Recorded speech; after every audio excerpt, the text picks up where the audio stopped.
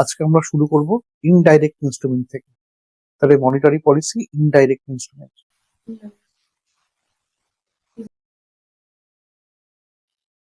এবার এই ইনডাইরেক্ট ইনস্ট্রুমেন্টের মধ্যে আমাদের ফার্স্ট ইনস্ট্রুমেন্ট পড়ছে রেপো রেট। ব্যাপারটা কি রেপো রেটের একবার একটু বুঝে নাও। দেখো, খুব সহজ একটা কনসেপ্ট। আমি একটা ছবি আঁকার চেষ্টা করি। হ্যাঁ,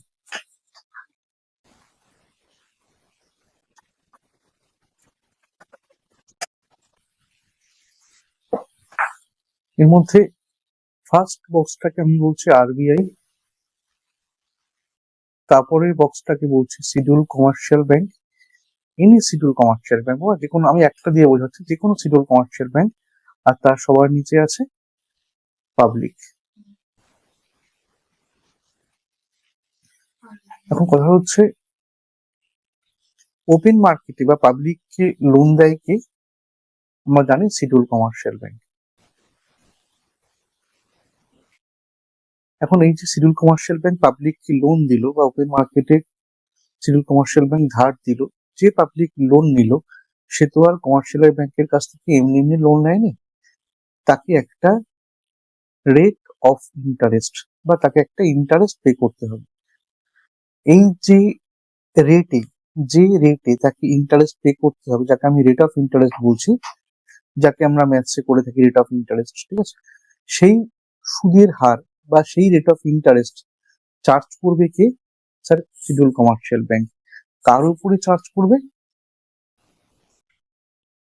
স্যার, পাবলিকের উপরে, যে ওই কমার্শিয়াল ব্যাংকের থেকে লোন নিয়েছে। ওকে, তাহলে ঘটনাটা কি হলো? লোন নিল পাবলিক এবং সেই লোনের এগেনস্টে একটা রেট অফ ইন্টারেস্ট পে করতে হবে কাকে বাবা? সেই শিডিউল কমার্শিয়াল ব্যাংকে, যাকে আমি রেট অফ ইন্টারেস্ট বা সুদের হার বললাম। ভালো কথা, এটাই তো সার্কেলটা ক্লিয়ার হলো না? লোন নিয়েছে পাবলিক, রেট অফ ইন্টারেস্ট পাবলিককে পে করতে হচ্ছে ওই কমার্শিয়াল ব্যাংক। এবারে মনে করো একই ঘটনা রিপিট হচ্ছে। এবারে লোন নেবে শিডিউল কমার্শিয়াল ব্যাংক। তো তোমরা এটুকু জানো, যখন কোনো শিডিউল কমার্শিয়াল ব্যাংকের থেকে লোন নেয় তার অনেক সোর্স আছে। আমি এখানে যেটুকু এঁকেছি, মনে করো সেই শিডিউল কমার্শিয়াল ব্যাংক লোন নেবে আরবিআই এর থেকে। ভালো, তার সিস্টেমটা সেই একই। এক্ষেত্রে এই যে আরবিআই শিডিউল কমার্শিয়াল ব্যাংকের থেকে লোন নিল, এক্ষেত্রেও কিন্তু আরবিআই কমার্শিয়াল ব্যাংকে এমনি এমনি লোন দেয়নি, ঠিক আছে? সেক্ষেত্রেও কমার্শিয়াল ব্যাংকে একটা সুদ আরবিআই কে পে করতে হবে, তাই না? যেহেতু ব্যাংকিং সিস্টেমের মধ্যে আছে, আরবিআই কে পে করতে হবে। যে সুদটা শিডিউল কমার্শিয়াল ব্যাংক আরবিআই কে পে করলো, আমি সেটাকেও রেট অফ ইন্টারেস্ট বা আরওআই বললাম। কিন্তু কথা হচ্ছে, স্যার আপনি দুটোকেই রেট অফ ইন্টারেস্ট বলছেন। পাবলিক যেটা শিডিউল কমার্শিয়াল ব্যাংকে দিচ্ছে সেটাকেও আপনি রেট অফ ইন্টারেস্ট বলছেন, আবার কমার্শিয়াল ব্যাংক যখন আরবিআই, সেটাকে আপনি রেট অফ ইন্টারেস্ট বলছেন। হ্যাঁ, গল্পটা এখানেই। কিসে গল্পটা চেঞ্জ হবে? আমি যখন পরের দিন নিউজ পেপারে পড়বো যে রেট অফ ইন্টারেস্ট চেঞ্জ হয়েছে বা রেট অফ ইন্টারেস্ট ইনক্রিজ করেছে বা ডিক্রিজ করেছে, তখন আমি কনফিউজড হয়ে যাব যে ওরা কোনটাকে মিন করছে। আপনি দুটোকেই রেট অফ ইন্টারেস্ট লিখে রেখেছেন। ঠিক এই কনফিউশন দূর করার জন্যই যখন কমার্শিয়াল ব্যাংকের সঙ্গে আরবিআই ডিলিংস হয়, তখন সেই রেটটাকে আর সুদের হার বলা হয় না। সুদের হার তো বলা হয় বটেই, নামটা একটু চেঞ্জ করে দেওয়া হয়, তখন তার নামটা কিন্তু অন্য। তখন তাকে আমরা রেপো রেট, ব্যাংক রেট এবং এমএসএফ রেট বলতে পারি।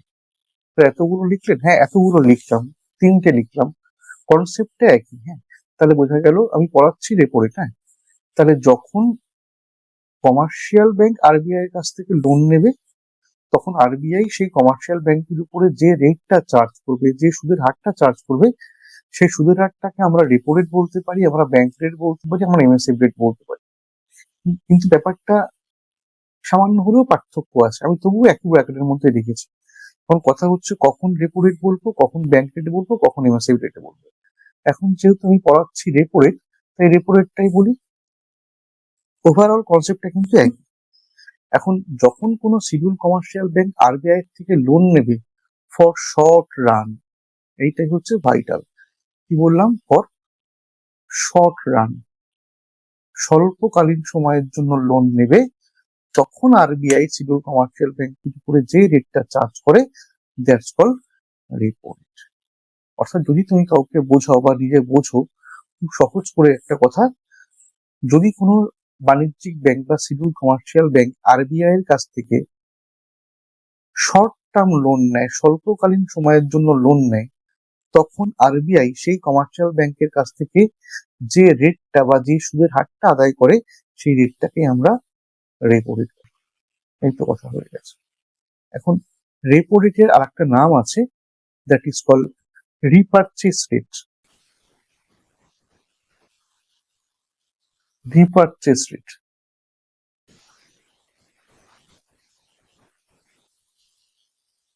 রেপো রেটের আর একটা নাম লিখলাম কি, রিপারচেস রেট। এবার কেন স্যার রিপারচেস রেট? আবার তোমরা এটুকু বুঝতে পারছো যে রিপারচেস মানে হচ্ছে পুনরায় ক্রয় করা, পারচেস মানে কেনা, আর পুনরায় ক্রয় করা। আচ্ছা, কি কিনবে, কেন কিনবে, ঠিক আছে, সেটাই এবারে বলবো। কিন্তু এটুকু ক্লিয়ার করতে পেরেছি যে রেপো রেটে লোন নেবে কমার্শিয়াল ব্যাংক। কার কাছ থেকে লোন নেবে? আরবিআই এর কাছ থেকে। কত সময়ের জন্য? শর্ট টার্মের জন্য। গুড। এবারে এই কমার্শিয়াল ব্যাংকটা একদম এক্সাম্পল দিয়ে বলছে, ধরো আমি নাম ধরেই বলছি, একটা কমার্শিয়াল ব্যাংকের নাম বললাম হয়তো এসবিআই।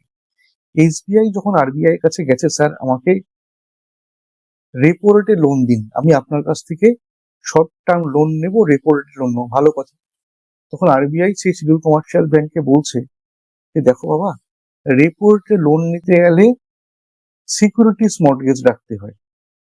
আচ্ছা, মানে সিকিউরিটিজ ছাড়া, সিকিউরিটি মর্টগেজ ছাড়া রেপো রেটে লোন হয় না। Very very important. হ্যাঁ, security is needed, security is needed in case of repo rate loan.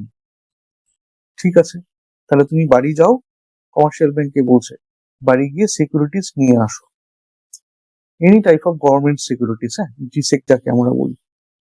তা শিডিউল কমার্শিয়াল ব্যাংক বাড়ি ফিরে এসছে লোন না নিয়ে, এবং বাড়ি ফিরে গিয়ে সিকিউরিটিজ নিয়ে গেছে, ধরো যে কোনো গভর্নমেন্ট সিকিউরিটিজ। হ্যাঁ, তার তো একটা ভ্যালুয়েশন রয়েছে, একটা ফেস ভ্যালু রয়েছে। মনে করো ও যে সিকিউরিটিজটা নিয়ে গেছে, তার একটার দাম 100 টাকা, আমি 100 টাকা দিয়ে বলছি, হ্যাঁ। এর দাম বলতে তাকে ফেস ভ্যালু বলে। নিয়ে গেছে কে? Schedule commercial bank. কেন? এটা মর্টগেজ রেখে আরবিআই এর কাছ থেকে লোন নেবে। এটা তো একটা বাচ্চাও বোঝে যে 100 টাকা সিকিউরিটি মর্টগেজ রেখে নিশ্চয়ই 1 কোটি টাকার লোন চাইবে না, না। আমি জাস্ট 100 টাকা দিয়ে বোঝাচ্ছি।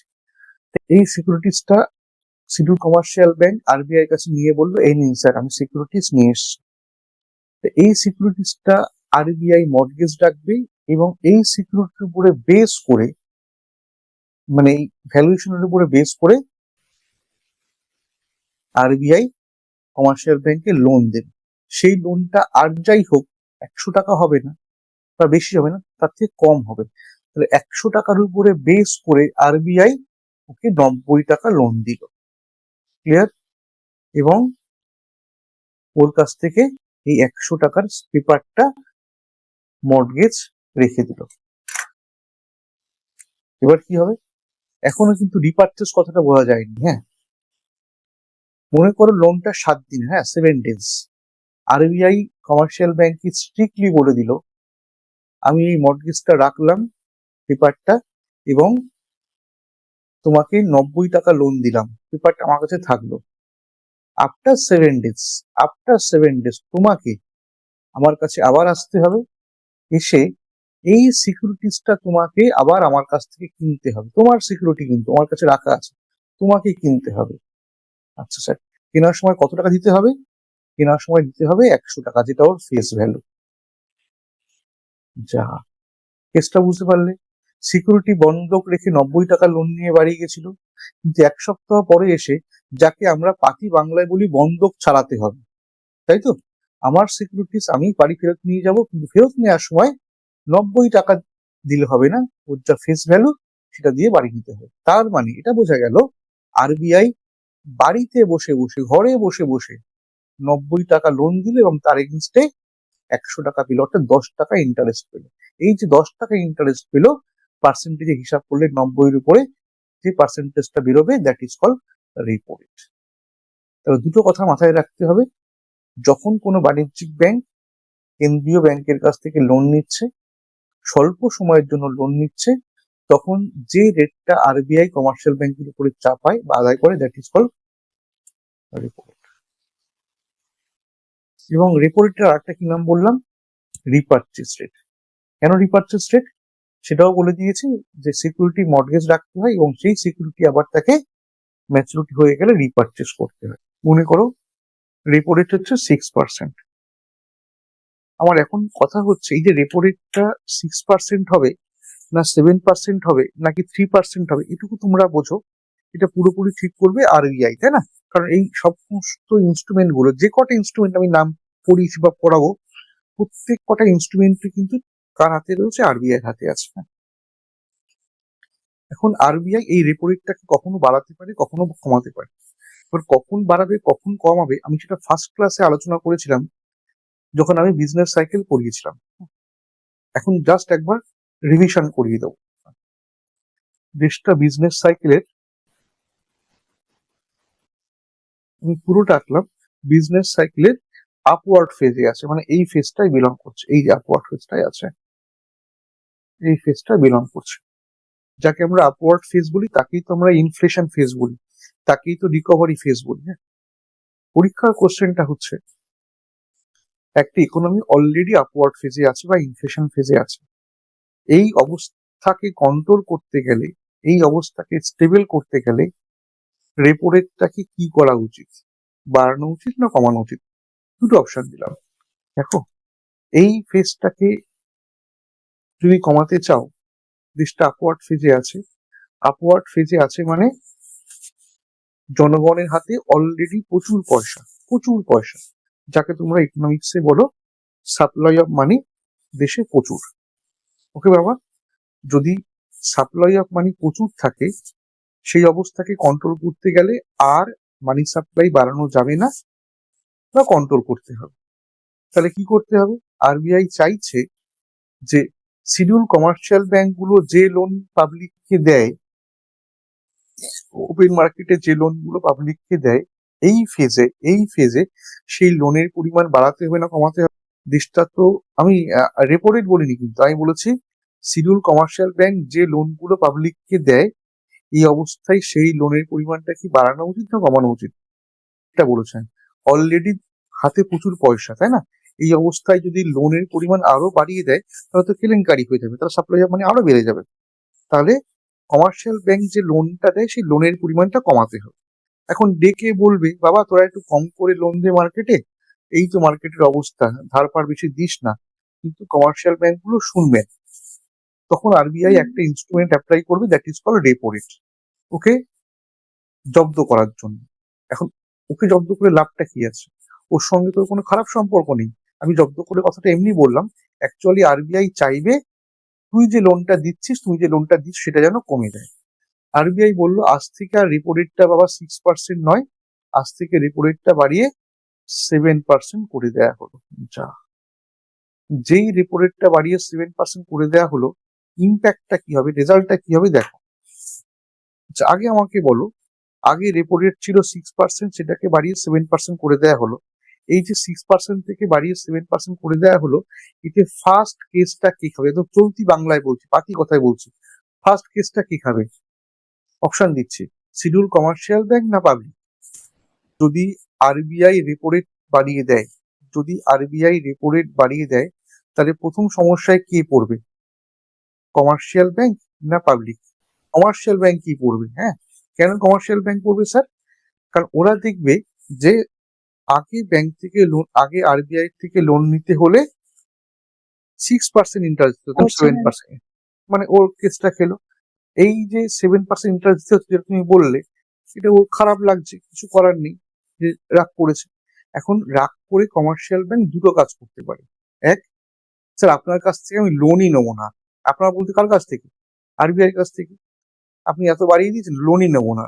আরবিআই মনে মনে বলবে আমি তোকে তো এটাই চাইছিলাম, তুই আমার কাছ থেকে যত করে কম লোন নিবি, তোর পাবলিককে লোন দেওয়ার ক্ষমতা তত কমে যাবে। ক্লিয়ার? তা যদি তুই আমার কাছ থেকে কম করে লোন নিস, তুইও পাবলিককে কম করে লোন দিবি, ওই ইনফ্লেশন ফেসটা কন্ট্রোলে হয়ে যাবে। এটা একটা উপায় হতে পারে, অ্যান্সার হতে পারে। আর একটা উপায় হতে পারে, শিডিউল কমার্শিয়াল ব্যাংক দেখছে যে 5%টা বাড়িয়ে 6% করেছে, কিন্তু ওর কিছু করার নেই, ওকে লোন নিতে হবে না। তো ও বলছে ঠিক আছে, আমি আগে 6%-এ নিতাম, আমি পাবলিকের কাছ থেকে যখন ধার দিতাম, তখন পাবলিকের কাছ থেকে আমি 12% ইন্টারেস্ট আদায় করতাম। ভালো কথা। এখন আপনি 7% করেছেন, তো কিছু করার নেই, আমাকে নিতে হবে। আমিও এবার পাবলিকের কাছ থেকে 14% ইন্টারেস্ট নেব, তাই তো? বাজারে সুদের হারটা বেড়ে যাবে। আমি একটা পেন 5 টাকায় কিনে 7 টাকায় বেচতাম, তো যদি আমার কেনাই 7 টাকা পড়ে যায় বা 6 টাকা পড়ে যায়, দাম বেড়ে যায়, আমি তো বেশি দামে বেচবো, কিছু করার নেই। এইবার বলুন, তাহলে ফার্স্ট কেসটা কমার্শিয়াল ব্যাংক খেলো, সেকেন্ড কেসটা কি খাবে? পাবলিক খাবে, পাবলিক। তাই না? এক্স্যাক্টলি, পাবলিক দেখবে যা বাবা, আগে ছিল 12%, এখন হয়তো 14%। তাহলে এবার পাবলিক কি করবে? খুব ঠেলায় না পড়লে, খুব সমস্যায় না পড়লে আর লোন নেবে কমার্শিয়াল না। ব্যাংকের কাছ থেকে লোন নেবে। কিন্তু পুরো গল্পের মতো করে বলছি, বই পড়বে না। অর্থাৎ এটা বোঝা গেল, যদি আরবিআই চায় flow of money, supply of money কমুক, তাহলে মা রেট অফ ইন্টারেস্টটাকে বাড়াতে হবে, তাই তো? আবার যদি চায় যে দেশটা ডাউনওয়ার্ড ফেজে আছে, জনগণ দুবেলা পেট ভরে খেতে পাচ্ছে না, ঠিক আছে, সেই অবস্থা, হাতে পয়সা কড়ি নেই, উৎপাদন কম, সেই অবস্থাকে কন্ট্রোল করতে গেলে সাপ্লাই অফ মানি বাড়াতে হবে। আর ঠিক এই প্রসেসের উল্টো প্রসেস, যদি সাপ্লাই অফ মানি বাড়াতে চাও মা, তাহলে কি হবে? রেপো রেটটা কমাতে হবে। বোঝা গেছে কি বলতে চাইছি আমি? তাহলে হ্যাঁ স্যার। কোশ্চেনটাও আশা করি বুঝতে পারছো। ওরা তোমাকে বিভিন্ন সিচুয়েশন দেবে, দেশটা আপওয়ার্ড ফেজে আছে বা দেশটা ডাউনওয়ার্ড ফেজে আছে, এখন আরবিআই রেপো রেটটা কি করবে, ঠিক আছে, বা আরবিআই কি করা উচিত, অমুক তমুক, ঠিক আছে, কনসেপচুয়াল কোশ্চেন। তাহলে একটা নোট লিখে নাও, রেপো রেটের সঙ্গে সাপ্লাই অফ মানির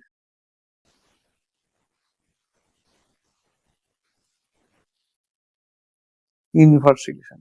যদি রেপো রেট বেড়ে যায়, তাহলে সাপ্লাই অফ মানি কমে যাবে, যদি রেপো রেট কমে যায়, তাহলে সাপ্লাই অফ মানি বেড়ে যাবে।